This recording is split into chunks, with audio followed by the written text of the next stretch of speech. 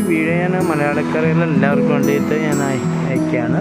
എന്ന് വെച്ചാൽ ഈ കാണുന്നത് ചന്ദ്രോദയമാണ്, ചന്ദ്രൻ ഉദിച്ചു വരുന്ന അവസ്ഥയാണ്. അപ്പോൾ ഇത് സാധാരണ കടപ്പുറത്ത് നമ്മൾ കാണുന്നത് സൂര്യോദയമല്ല, നമുക്ക് അറബിക്കടലാണ് കിട്ടുക. അപ്പോൾ എൻ്റെ പടിഞ്ഞാറ് ഭാഗത്തേക്കാണ് നമുക്ക് കടലുള്ളത്, അതുകൊണ്ട് നമുക്ക് കിഴക്ക് ഭാഗത്ത് കിട്ടാനില്ല. അതുകൊണ്ടാണ് നമുക്കിത് ചന്ദ്രോദയം കാണാൻ കഴിയാത്തത്. അപ്പോൾ കടലിൽ ഇങ്ങനെ ഉദിച്ച് ഉയർന്നതാണ് ചന്ദ്രൻ. ഈ ചന്ദ്രൻ തന്നെയാണ് ഇവിടെ കിഴക്കിട്ടും. അപ്പം ഇതിന് നേരെ ഇപ്പുറത്തെ സൈഡ് പടിഞ്ഞാറ് ഭാഗമാണ്. ഈ കടൽ ഇങ്ങനെ റൗണ്ട് ചെയ്താണ് വരിക.